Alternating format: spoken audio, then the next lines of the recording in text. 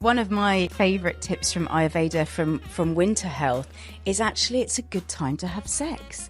The ancient texts recommend the physical expression of love between couples is better done in the winter than the summer because sex is seen as quite a depleting, heating activity. And if you think about all the things that are happening and the juices.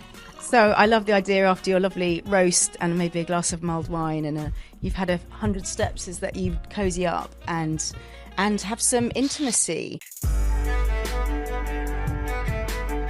Welcome to The Wellness Way with me, Philly J. Lay, a layperson's guide to your natural health systems, your very own NHS. Hello, lovely people, and welcome to a Christmassy episode of The Wellness Way today. Now, you might not be watching this episode at Christmas or on the run up to Christmas, but we're going to talk about winter. And I've got two guests here. One of them you'll know, a friend of the show, Jo Webber, head herbalist at Pukka Teas. And we also have Kate. And Kate, I'm going to ask you how to say it. Siraj. Kate Siraj. What a beautiful name is that. And they are from the Ayurveda Academy. And we're going to talk Ayurveda and we're going to talk about your health in winter, the seasons. And I believe that Christmas dinner is most probably one of the most healthiest meals that anybody puts on their table at any point in the year. So we're going to get to the absolute core, knuckle down and find out what we should be eating winter and Christmas. Kate and Jo, thank you so much for being here. Oh, hello. Hello. Right, first of all, let's give our audience a reminder. I know we've done a lot on Ayurveda, but let's just quick summary of Ayurveda. So Ayurveda can be translated as the science of life or the knowledge of life. And in a nutshell, I always describe it as a user's manual of how to live your best life, because babies aren't born with a user's manual, which gives an idea of, what food is best for them, what lifestyle habits, perhaps even what profession is best suited to them.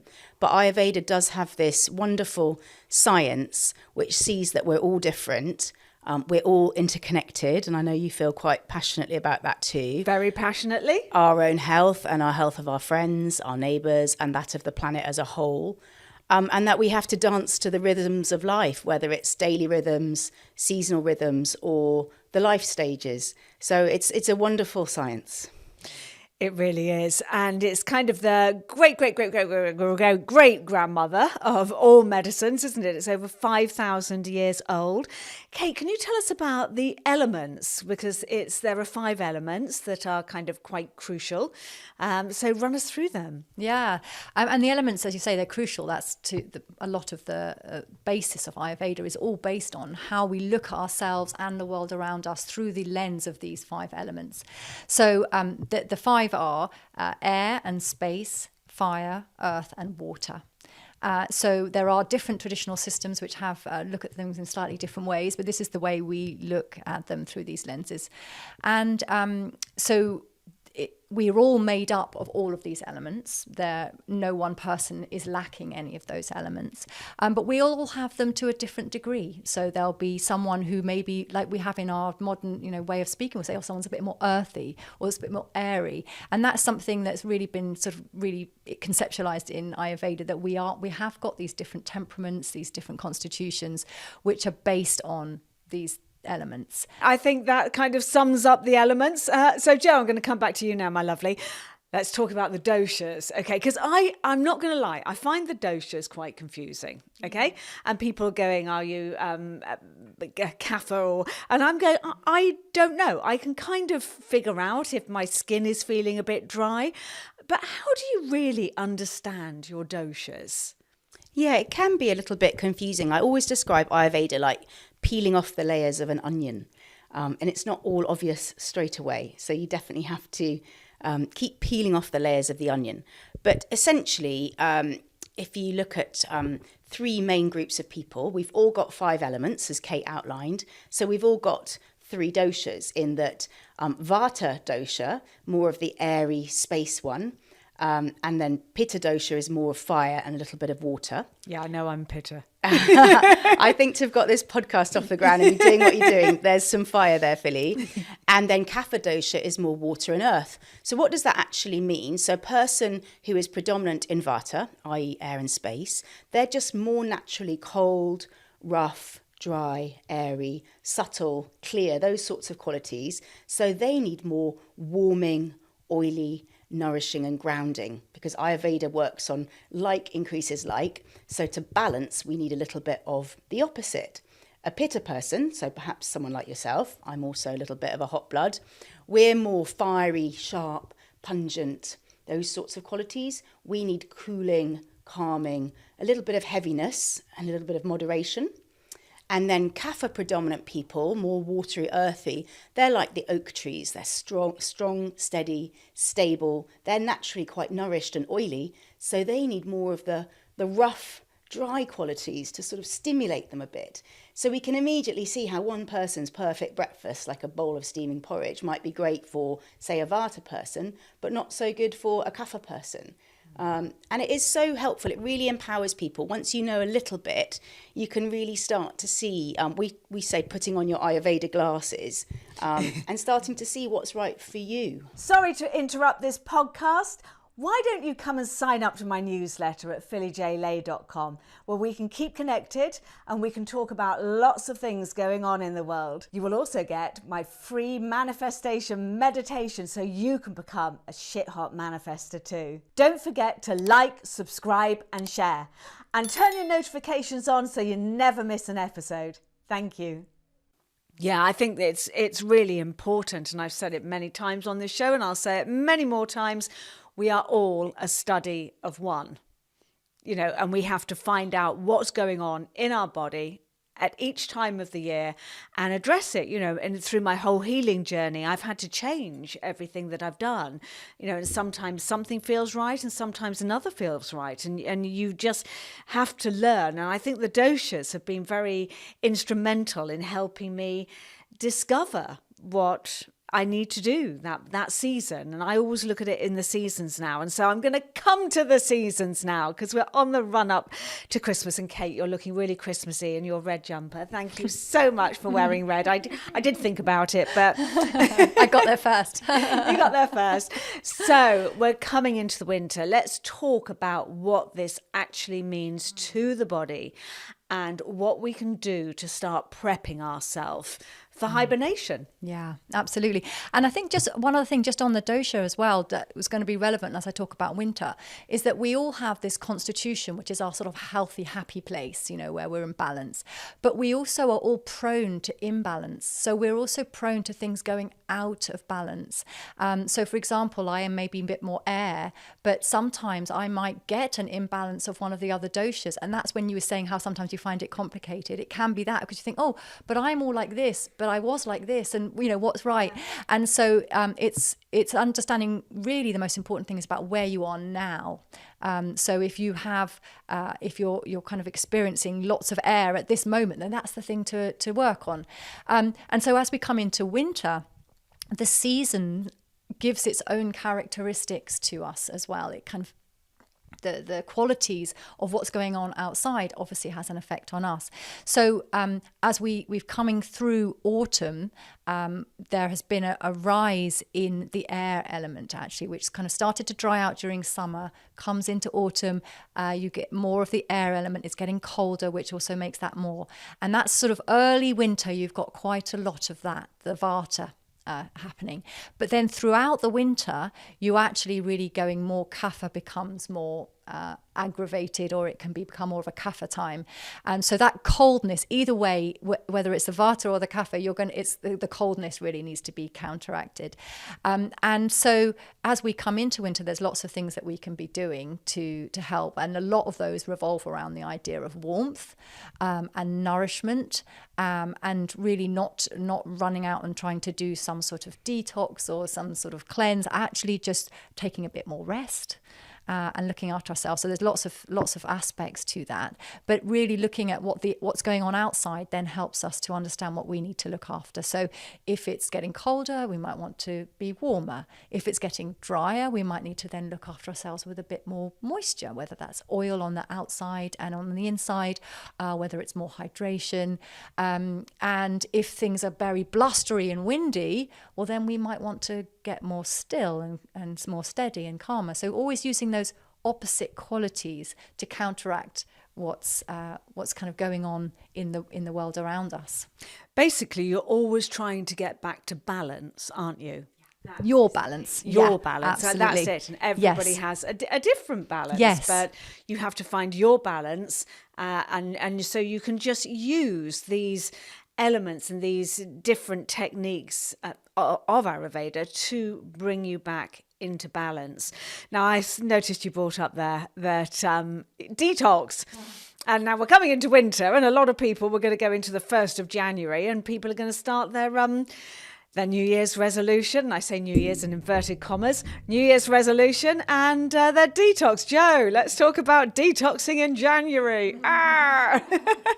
Yeah, I think it's really reassuring when we explain to our clients and at workshops that it's really natural to put on a few pounds in the winter. It's why squirrels are gathering nuts all autumn and why some animals hibernate. It is a time of putting on a little bit of weight to get you through the winter months. That's not to say that needs to be sustained, because obviously we are in an obesity epidemic. But the spring is the time. The body isn't ready to let go of the winter excess in, say, January. Definitely not the 1st of January. But come March, around the spring equinox, when the seasons change, your body will naturally want to let go of any winter excess. So that is definitely the time to eat lightly, maybe do a monofast. We're big fans of eating mung bean soup to help cleanse. Some people might be okay just doing warm water fast for a day, but again, there's no one size fits all for fasting either. Oh, this is a whole nother podcast episode. You're going to have to come back and do another one for the spring. But I want to kind of go back to the winter and, Christmas in particular. And I'm going to take us back in British English history for a little time. And I was always fixated with the Elizabethans when I was growing up, Queen Elizabeth I, and I loved learning about the herbs that the Elizabethans used, the Victorians used them, all throughout history. And these are herbs that, have been used for thousands of years around the world. Now, the spice trades, the lines of communications, the ships have only been open, about 500 years?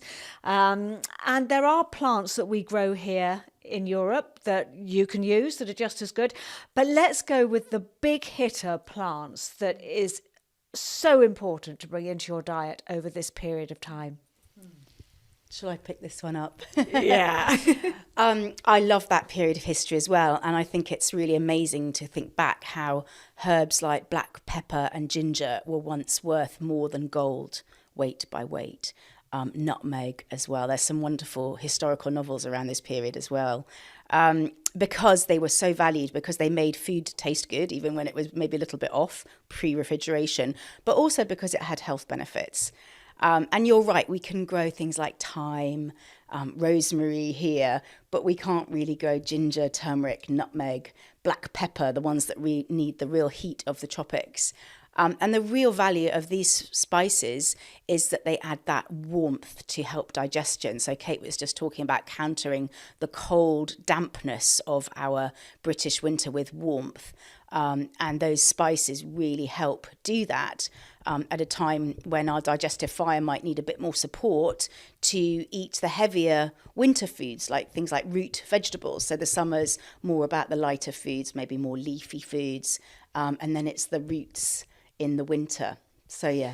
Absolutely, because you're going back to your roots. You are hunkering down in the soil to be warm, to be grounded. That's why I think the root vegetables are so important, because you're grounding yourself and you're getting that warmth. So for the root vegetables, everybody knows the carrot, the potato, the parsnip. What else would you put in there in winter? Because casseroles are a fabulous way of getting all of this into your diet. So run us through what you would do, Kate. Anything that's really, so I get a veg box, I get an odd box, which is fantastic because it's all the things that supermarkets aren't allowing, in because they're the wrong shape or whatever. Do you know 40% of food in the UK gets thrown into landfill? It's not even and I can't get my head around this. Why do they not sell it to hospitals and schools and prisons and the military? Why is 40% of food thrown into landfill? Yeah. It is criminal beyond belief. Sorry to interrupt, but hit one of my absolute... Yes, I agree, and that's why I love getting the odd box. They unfortunately only deliver it to certain places in the country, I think. But so if I'm thinking about what's coming into my box now, I've parsnips, lots of parsnips, got Swedes and turnips, and of course the things like the carrots and the potatoes, which are classic there. And actually some, even though not sort of a root vegetable, but the same sort of qualities, quite grounding qualities in things like the squashes, which are really all of those things. And there's some fabulous squashes that I mentioned in the Ayurvedic text, which are supposed to give you great mind clearing properties and make you more intelligent and things. But they don't grow in the UK. But it still makes me think that a lot of the squashes that we have access to probably have some really wonderful health benefits as well. So they all often have like a sweet taste, even though we don't think of them as sweet necessarily. If people think of sweet, they think of sugar or fruit. And you say, oh no, actually, even rice has a sweet taste, but these root vegetables have a sweet taste and a slightly heavier quality, which are really good things for that, as you say, grounding. Anything sweet does ground us. We taste it and we think, oh yeah, I feel that. I feel my whole body settling. And so to get it in really healthy ways like that through those root vegetables is fantastic. And what herbs would you put with that? Jo, I'm going to come over to you, my lovely. What herbs would you put with those? So I make a root vegetable casserole. I chop everything. I actually part boil my root vegetables first, but with loads and loads of herbs in the water. So I'm making them really, really herby. Then I take the herbs out because otherwise it's too strong. And then I start adding kind of tomatoes, tins of tomatoes, or, kind of other flavours that I want to bring in, whatever my body feels like that day. Jo, what would you put into a casserole? How would you make a really fantastic, nourishing, medicinal casserole? Oh, I'm getting hungry now. I know. I think what you've just described is really lovely, actually, because when you're cooking with herbs, when you're simmering them in water, you're getting the water-soluble compounds, because a herb like turmeric is made up of, 200-300 different plant compounds. And then there's a bit of a fat stage as well for most people's cooking. So then you're sizzling a little bit. So you're getting the fat-soluble compounds. So if you're using two methods, then you're getting more goodies from the herbs. And yeah, some of my favourites are ginger and garlic. Garlic's such a wonderful one that we can actually grow here very well. But it doesn't just have to be the Indian ones either. So obviously I'm a massive fan of Indian herbs and spices, but I use a lot of the Mediterranean ones. So I just have a mix of oregano, basil, rosemary and thyme that I put in almost anything. That's my green mix. And then I've got my Asian mix, which is more of the turmeric, cinnamon, coriander is a really great one as well because it supports the digestive fire. I have never had any joy growing coriander. No, it bolts. Have you managed it or not? No, it's really tricky. Basil's a lot easier. So coriander leaves just tend to bolt very quickly and they go to flower.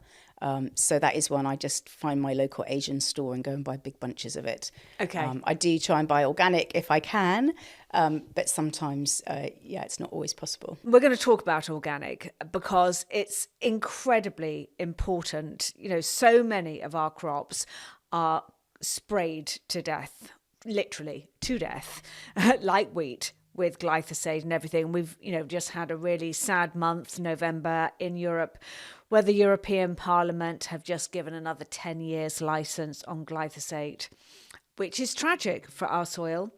And, I think I'm mentioning it every episode now because I'm really triggered by that. Why is it important with herbs to absolutely try and get organic if you can? Yeah, it really is. And sometimes, if you're having to choose one or two items in your shopping basket that are going to be organic, herbs and spices, they're quite sort of small relative purchases, but they can have quite a big punch nutritionally.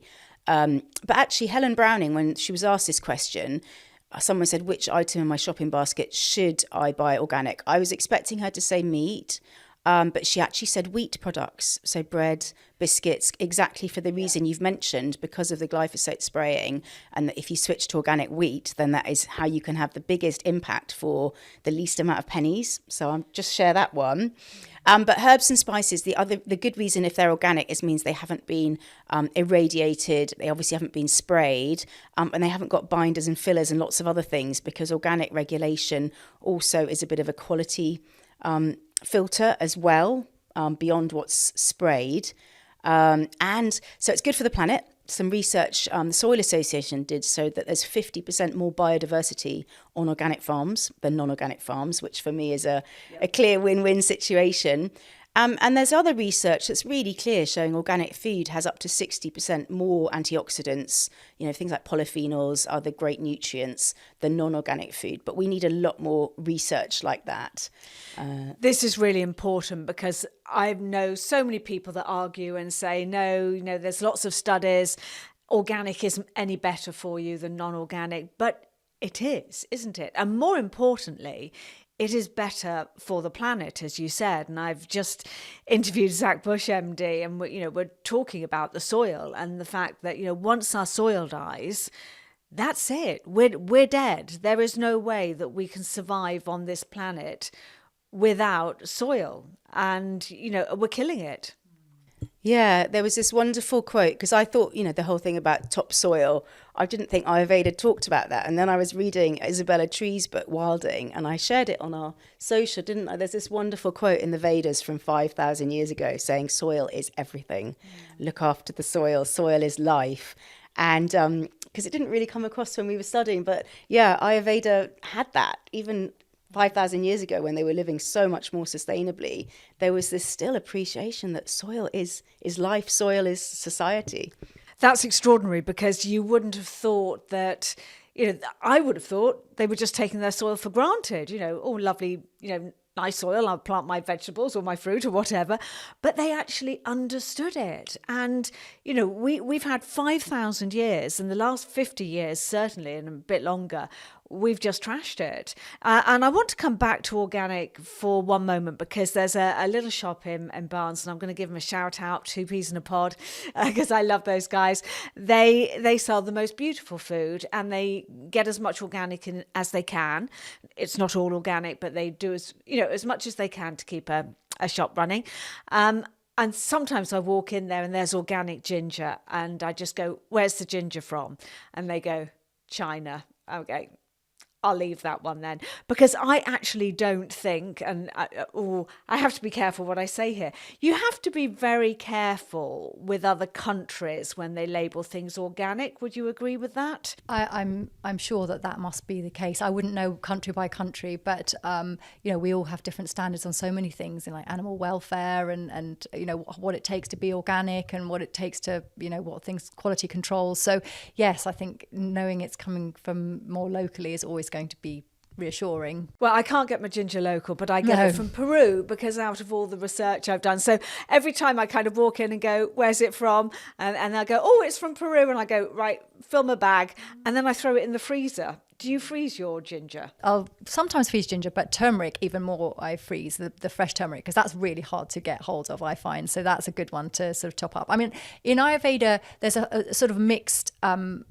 views on freezing. A lot of the time we say we want to have as much prana in the food as possible. Yeah. And so therefore having things that have been around for quite a long time, the understanding is that prana, that life force, that life energy is getting less and less and less. But at the same time, so for example, not having leftovers that have been in the fridge for several days, we just don't see that as quite as healthy as if you cook fresh and eat within at least that day or so. I know. You told me that. I block cook on a Sunday to make my life easy. And that was my next point, is that actually, yes, that's an ideal, but we also all live our lives, we have things that we need to do. We have, all sorts of busyness that goes on in our lives. So therefore, if the alternative to that is not cooking fresh at all, then we need to do what we need to do. So, that's why my freezer has got some select things in it, which I need, really, I wouldn't be able to use fresh, but I wouldn't stock it full of lots of stuff if I can have the time to cook at that point. So we have to be pragmatic. I'm like that with my clients. I think Joe probably is as well. This is the sort of, my gosh, the gold standard that we all get up each day and we cook everything fresh and, everything's sort of homegrown and organic and all the rest of it. And we have, let's see what we can do in our lives that actually fits and that we're not then getting stressed about and so on as well, because we all know that also isn't good for you. So, having that sort of nice, pragmatic, happy medium place. Again, it comes back to balance. It does. Everything comes back to balance. I think that I freeze a lot, actually, and I think it's really important for me. Why I do it is I grow things, or I have things that are very, very seasonal to where I live, and I want to have those throughout the winter. So I've got boxes and boxes of my tomatoes in the freezer at the moment, and I've laid them out with herbs. Now that's another thing. Wild garlic only comes into season, in the spring, and so I roll up bags of it so I can get it out, chop it up for all my dishes. So for that reason, I think for me, but I dry it as well. Do you think drying is better? I think it's really lovely to grow your own food, like you say. And even if you've only got a window box, it's really lovely to grow some of your own herbs. I think that's such a great way to connect with people. So, yes, we always have a glut, don't we? And you need to freeze. And cultures all around the world have always had different ways to preserve food, whether it's drying or bottling or canning or tinning. Or fermentation. And dried spices are absolutely fine. They've been dried by the sun quite often, and then we can store them in our spice racks and use them. I would say do use within the use by date, and if you're buying herbs from the supermarket, get the ones from the back of the shelf, perhaps, because they might be a little bit fresher. And I every 6 months or so, I just have a good look on my spice rack and clean out and have a look and see what's there, because quite often people's spice racks are next to the oven, so it's quite a hot place in the kitchen. But yeah, I think drying food is absolutely fine. It's how cultures have always preserved food for the hungry season, the hungry gap, which if you grow your own food, is... I don't know. Yeah. I always dread that hungry gap, but my freezer is well stocked. I'm gonna ask you one more thing about herbs, and that is to store them. A lot of the supermarkets, a lot of the suppliers to the supermarkets do something called irradiation on them, don't they? Can you explain what that is and what that does to the herbs and spices? Oh, I'm not an expert on irradiation, but I think it's using sort of, it's a bit like microwaving them, isn't it? Cleaning them with microwaves. And it's definitely not a great thing. If you're a bit upset about freezing, then irradiation is taking it to the next level. But we always try to look at the research. So we did a module on microwaves, didn't we? And we were looking up all the research about microwaves, and it isn't clear either way. And I think you just got to go with your gut feeling. But irradiated herbs aren't going to be as nutritionally healing as organic, non-irradiated herbs. So I'd always try and find a good, reliable herb and spice supplier, whether it's your herbal teas or your spice rack herbs. Or your garden. Yeah, or the herbs and seeds. Your garden, your windowsill, anything. Yeah, or the seeds you buy for your garden as well. I'm going to bring you back to Christmas. So we've talked about, beautiful casseroles, stews. Let's talk about the Christmas meal, and not just the roast dinner, but, all the wonderful, because I do think it is one of the most nutritional meals of the year. So let's just talk about all those lovely things, and we can talk about Christmas cakes and anything you want to talk about, wintry Christmassy. I think, because a lot of people see it as, that's an unhealthy meal. And actually, I agree. I think there's nothing intrinsically wrong at all with a Christmas dinner. In fact, as you say, it can be really wonderfully nutritious. It can be sometimes the most vegetables that anyone has on their plate all year round. And it's wonderful. And especially if you're cooking a lot of those vegetables with a good quality oil. So when, that really makes a difference. So if you're roasting roasting, so roasting the potatoes or roasting the parsnips or any of these lovely seasonal root vegetables that are going with your roast, I would be always very trying to make sure that the oils that are being used are going to be healthy, so that then you're adding, rather than adding something that's unhealthy to the meal, you're getting some really good nutrition out of that. So if it was quite a high heat I wanted to roast on, I would use something like coconut oil or ghee, which can really stand up well to those high temperatures. Or if I'm happy to do roasting something at 180 degrees, then I would use olive oil, because that doesn't do quite so well when you get hotter. But yeah, I mean, and smothering it in oil, particularly as we were talking about, if you've got quite a lot of vata, a lot of air element going on, you're quite happy definitely to sort of liberally apply oil to your food. So that Christmas dinner can be a lovely oily roast there, whether you eat meat or not. Again, that's it can be a very nutritious thing to do, especially if you're adding herbs and spices to that. So whether you're adding some thyme or some rosemary to that to help the digestibility of it, because meat can be quite difficult to digest, but when you start adding spices to it, it helps. So it helps your digestive file deal with it. A wonderful meal in that respect. I probably wouldn't want to be adding sort of the bacon around the sausages or whatever it is that sometimes add in, because all that processed meat, I'm not such a fan. But when it's all the other whole foods around it, it's just a wonderful meal. It's one of the few times of the year I do the little sausages with bacon around it, because my children absolutely love them, and I'm predominantly vegetarian. I have bone broth, but I'm vegetarian, apart from maybe Christmas Day, where I will have a slice of turkey, just because I want to join in with the family. But it's organic, and last year I bought a turkey breast, and I get my shopping from Riverford Farms, and a little bit like Odd Box, you have a lot of very ugly stuff in there, but it's all organic. But they don't throw anything away, and right at the end of their growing season they put the animals on to have the rest of it.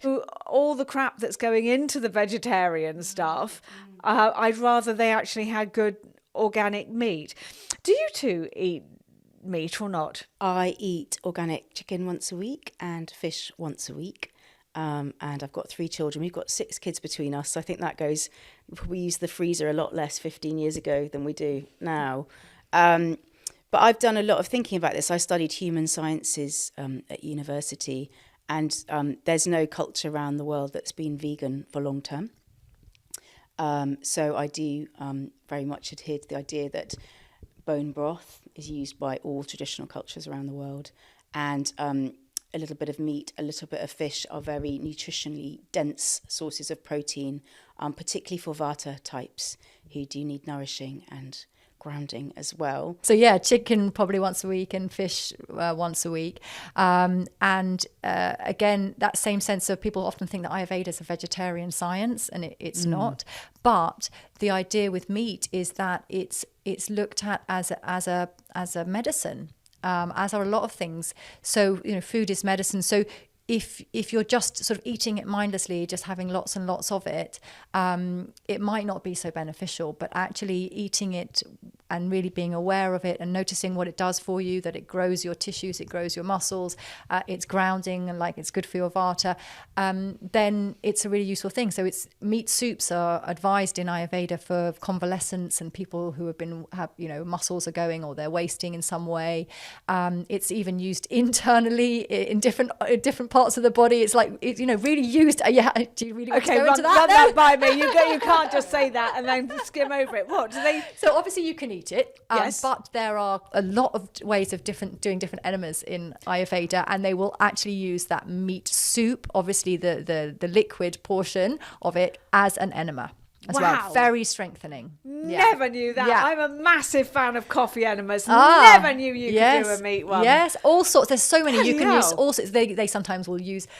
You can even use urine in an enema to help with the scraping. That's Actually, I don't think that is. I've been studying urine therapy recently, and I'm fascinated by it. Cow's urine particularly has got a big. This is not something that I practice in the UK. I don't think Joe practices this either. But in traditional traditional Ayurveda, there's a lot of use of different products like that, and so for an enema as well, that can be, but it's very, very strong. You'd really only use it if you wanted a really strong scraping action, and the meat soup is the opposite. The meat soup would be a very strengthening action. So it depends on what the person needs. Do they need building up and strengthening, or do they need lightening and sort of scraping and things being removed?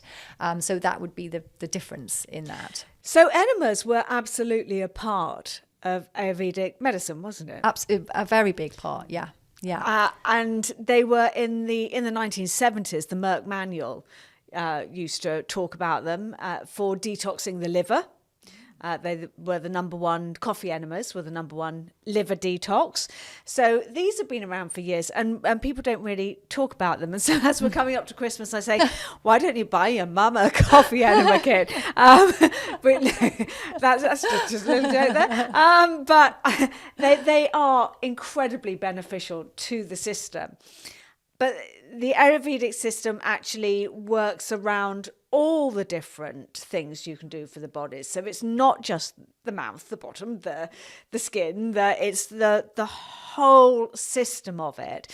Now, what other tips can you give us for the winter systems? So yes, you mentioned the skin there. So obviously, oil on outside of the skin, really important in the winter, as things can get dry. Obviously, it's often quite damp as well, but especially with heating, and if we're having a particularly windy time of it, and particularly in maybe late autumn as well, then you really, and even throughout the year, you want to be oiling, but particularly during the winter with a nice warming oil, maybe that you've actually warmed up as well yourself, even in your hands, or in a warm water bath, and then just applying it all over your body. There's something very grounding, very nourishing about the actual oil on your skin, but also the application of it, that touch. That's how babies are soothed, is you hold them, you touch them. And so doing that to yourself is really useful. So using something like unrefined, untoasted sesame oil is a fantastic one to use on your skin. I found that really hard to get organic. Clear Spring do a good yes, one. Of course they would. That's the one, and I think Meridian may also, but I think I often will get the Clear Spring. And if you really want to really go for it with the Ayurvedic way, you would then just do a simple purification thing with that to get it even better to be absorbed in the skin. But how would you purify it? So the traditional way is to boil it with some herbs and water for quite a long time. That's quite a lot. But there are some simpler methods of just putting a little bit of water in it and heating it until that last bit of water is gone. So you're just clear that all the water, the moisture content of it is out of the oil. But they're not going so far that you end up sort of burning the oil or overheating it. So that's why the water is important, because you've heated it up to the point where the water evaporates and then you stop. So that's how oil is purified. But if you can go as far as you want with it. You can put herbs in it and water in it and boil it away until you get back to the oil again, and that also gives you a lovely herb infused oil too. And there are lots of things that you can buy in that respect as well. But if you're a particularly hot person, this is probably less useful in the winter. But if you were really hot and you knew that even in the winter you're hot, you could use coconut oil as well. That's another great one. But for the winter, we would normally say sesame oil. I'm a big fan of coconut oil. I cook with it. I use it as sunblock. I use it for everything. I use it for my hair. I use it for my face. Just love it. Taking off makeup. It is a cracker of an oil. You mentioned ghee there for cooking the vegetables. Would you use butter, or do you worry about butter? I eat loads and loads of organic grass-fed butter, but do you worry about it hitting a temperature, because it also can burn like olive oil? Yeah, ghee is clarified butter. And it's highly revered in Ayurveda and its sister science, yoga, because it's got a very high smoke point. So I think butter's fine if you're just cooking a little bit of scrambled eggs or something on a lower temperature, but you wouldn't want to actually fry with butter, where Indian recipes that require things like black mustard seeds to pop. You definitely can't get there in things like butter or even olive oil. You need to get a little bit hotter, I find, and ghee and coconut oil have that high heat point to get the spices really sizzling and popping. But yeah, always buying organic butter and dairy. And then you can buy ghee, but it's so easy to make your own ghee. Now, I've never tried. As shocking as that might be, I've never tried. Run us through how you do it, Jo. I really want to know. So you buy 2 packets of organic unsalted butter. Very important, so it's unsalted. And then you pop it in a saucepan and put it on a very low heat. And it is a bit of a food meditation, what's called a sadhana in Ayurveda and Yoga, because you can't do 10 other jobs at the same time because it might burn the ghee. So basically, put on some nice music, light some incense, and then just gently simmer your ghee for about 15 or 20 minutes until, just as Kate's been describing with the oil, you've evaporated all the water and the protein solids have sunk to the bottom of the pan. So people who are quite often can't have dairy, they're lactose intolerant, they're okay with ghee because all the protein lactose has sunk to the bottom, and you're left with the clear golden liquid. Let it sit for 5-10 minutes and then you sieve it to get out any bits, and you've got some white stuff left on the bottom of the pan, and you're left with this clear golden liquid that smells a little bit like popcorn. Your kitchen will smell delicious, and you can use that for cooking, you can use it for skin. It's quite rich in vitamin E, so it's great as a little eye cream. It's used in many Ayurvedic medicines and treatments, as well as in the kitchen. I'm definitely doing that on my Christmas list. I'm definitely doing that because I make a lot of my Christmas presents for people.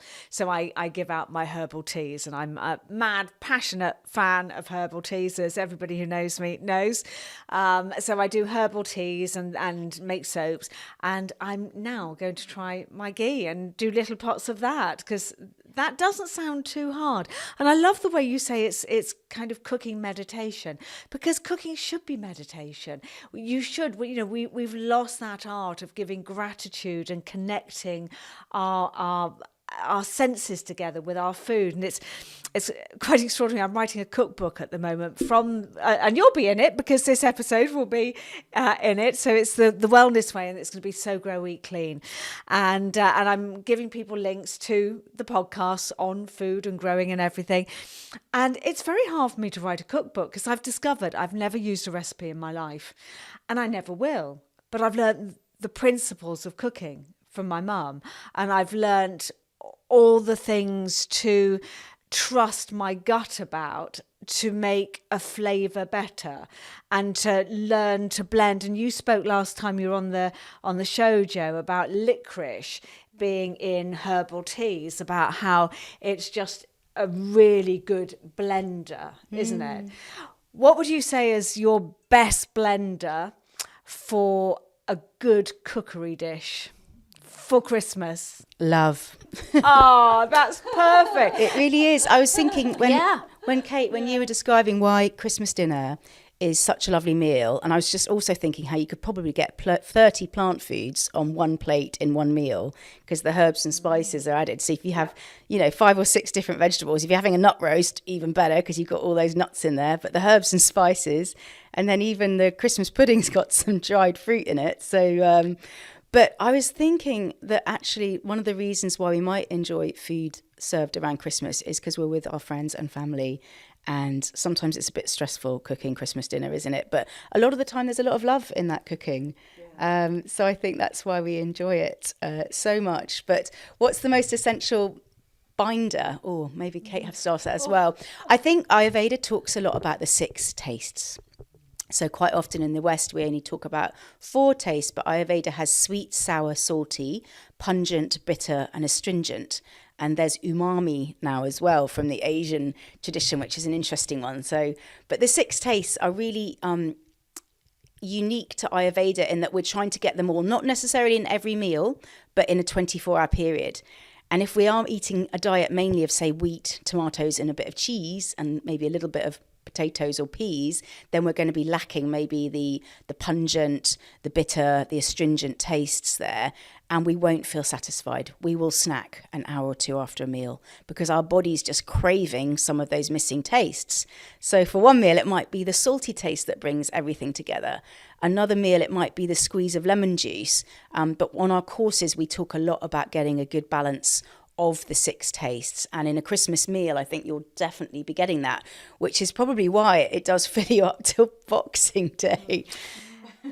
Well, all my Sunday roasts do, actually, because I have always tried, since my friend Polly had cancer and always used to come for Sunday lunch, I've always tried to get 30 different whether it's fruits, veg, nuts, seeds, herbs, spices, I get that. I try. That is my wish list every Sunday. And then I know my gut has had the 30 senses. You spoke then about your courses, and I do want to come to those. But before we do, I want to bring up one more thing with you. In the health world, everybody says it's not healthy to drink alcohol. I still like a drink. I have a life that, it kind of goes with my life to a degree. And my mum used to drink a lot of red wine. So I was and she lived till she was 90. So I was really surprised when I was reading one of your courses that you are allowed red wine. And, we're at Christmas and everybody talks a lot about mulled wine. So, and all the wonderful spices in there. Talk us through red wine with a meal.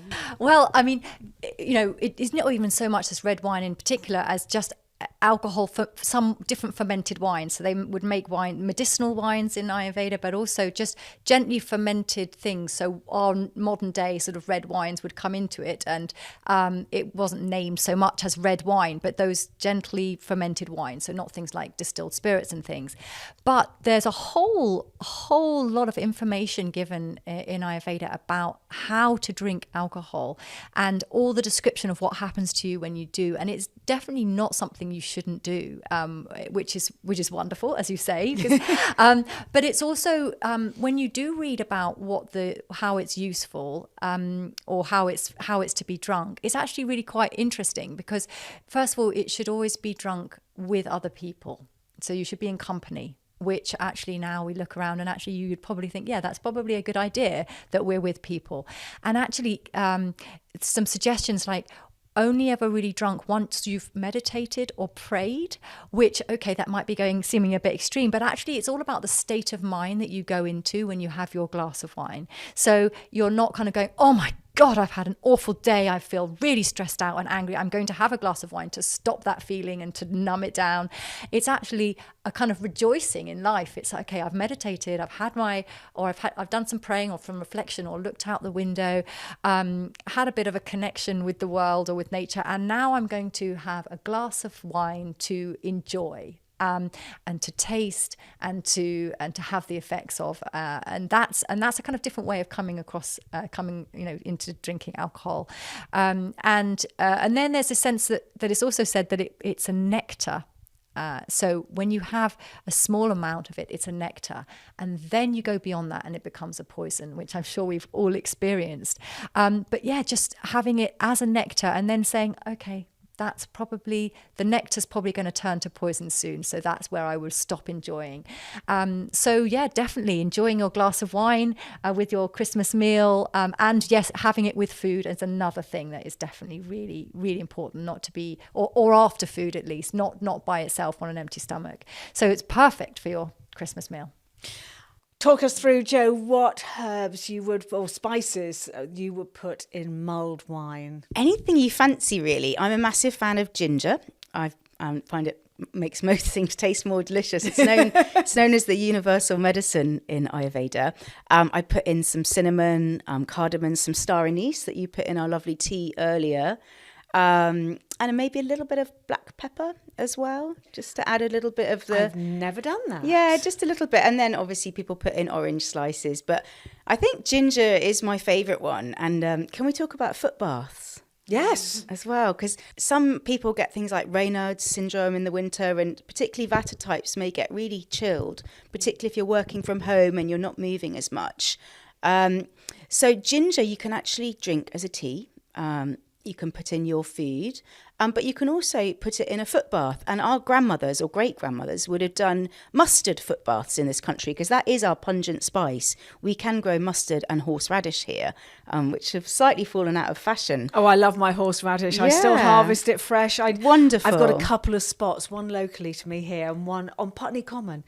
Shouldn't say that. Oh, wonderful. Wild horseradish. But you can actually just make up a couple of litres of really strong ginger tea. You can use fresh sliced ginger, or you can use ginger tea bags. And then you pop your feet in it once it's cooled down. And that warms up the whole body, including right to your fingertips. So it's quite a good hack for if you've got the heating off at home and you're getting a bit chilly is just give yourself a ginger foot bath. What a fantastic hack, because I've suffered from Raynaud's disease most of my life. My mum used to beat my feet with holly. Wow. That was how. Because they were so white and there was no blood, and I get these awful chilblains. And so Sunday night she just used to beat my feet with holly. I have no idea why she did that to me, but she did. But I much prefer the sound of a ginger foot bath, I can't tell you. So I just want, before we end the episode, one final tip on something amazing to do for your health in the winter.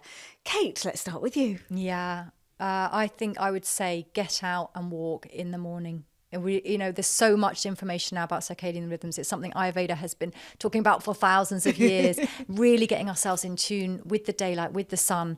Get out in the morning and walk. And I suppose at Christmas as well, at any other time, have a little walk after your meal as well. It really is helpful. At least 100 steps get in after your meal is supposed to be really, really helpful for digestion. But in the winter, even more important than ever for your mood and for your well-being, get out in the morning and have a walk. And you can get that morning light whether the sun is out or not. You still, that light is coming through the clouds, and you need to get that morning light and look at it with your eyes, and I take my glasses off just when I'm out in the sunlight so that I can actually absorb the rays. Jo, one final tip from you, my lovely. So we've talked quite a lot about diet and lifestyle. One of my favourite tips from Ayurveda from winter health is actually it's a good time to have sex. The ancient texts recommend the physical expression of love between couples is better done in the winter than the summer because sex is seen as quite a depleting, heating activity. And if you think about all the things that are happening and the juices. So I love the idea after your lovely roast and maybe a glass of mulled wine and you've had 100 steps is that you cozy up and have some intimacy. I was just about to say go and have a shag, but Jo put it a lot more politely than I did. I didn't know that. No, and you don't necessarily need to have a partner. I want to be inclusive here. There can be self-love. And actually, Kate was talking about self-massage, and the Sanskrit word for oil, sneha, also means love. So self-massage is also a way of giving yourself some love. But yeah, I think winter's the time to get cozy and have some love. I love that. I have to say, Santa a few Christmases ago gave both of my girls vibrators, and I kind of thought, what on earth are you doing? He must have known that it was really good for you in winter. Yeah. He's very wise. He is very wise, Santa. So, well, I think those are two fantastic tips to add to the end of the podcast. Oh, it has been an absolute joy talking to you both today. But before you go, can you tell us about your courses? Because, I'm really keen at the moment to get out people's work as much as I can, so that people can train. We have so many doctors, we have so many politicians, we have so many bankers, and we need people healing, or obviously none of us are healers. You are the healer, but you need to be taught, and I know you've got some great courses coming up, so please tell us about them. Oh, thanks. Yeah, and we also believe that passionately as well. Things like Ayurveda and any of these holistic sciences and ways of looking at life is just so great to be able to get that out there. So we've designed our courses around the fact that they're really accessible for anyone to start on the journey. So our Introduction to Ayurveda course is a 3-month course where you do self-paced learning along with some live webinars as well. So you have a cohort that you learn with. And so that gives you your first introduction to Ayurveda. You get learn quite a lot actually in that length of time. And then if you decide that's something you want to go further with, we have our next course, which is Applying Ayurveda, which goes a bit deeper. And then we end with a conversion course where it's a live course. People come together and learn how to be lifestyle advisors, Ayurvedic lifestyle advisors. But I think the thing that the feedback we've been doing it for a few years now, and the people love the courses, which we're really pleased about. We love teaching them as well. But the thing that I think people have really appreciated is that doing this by yourself can be quite hard. So whether you're learning, even if you're just learning this for yourself, being with other people, learning, sharing, we have a forum for people to share, being on webinars with other people, sharing our aha moments, is really just so invigorating for people. Really, people have support. People sometimes reach out and have like study buddies, but just being able to make changes in your life, reflect back, see how it's going, have new suggestions. It's like a handheld journey through not just sort of theoretically learning Ayurveda, but really trying it out in your life. And so I think that's what I particularly find wonderful. Is there anything you wanted to add, Jo? No, I think you've summarised it really well. I think it's quite easy to get addicted to things in modern life, isn't it? To fill a void. And someone said to me the other day that she says, I'm addicted to Ayurveda now. And I was like, I think that's okay. Could be worse than this. I think that's okay. But Kate and I certainly got the Ayurveda bug when we first started studying Ayurveda about 15 years ago. And I came to it through teaching yoga. And quite often people come to it through food. So it is definitely worth studying. Well, it's been a fascinating conversation, as always, on The Wellness Way. I do love my guests. I am so lucky with my job, I can't tell you. And I love getting the information out to you. And if you'd like to know more, we're going to put the webpage in the show notes. Quickly tell us what webpage they can use to find the courses. It's the AyurvedaAcademy.com.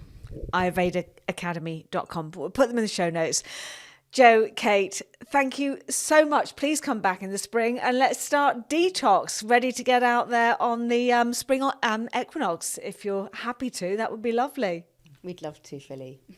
Thank you. Thank you, lovely people. See you next week. Bye.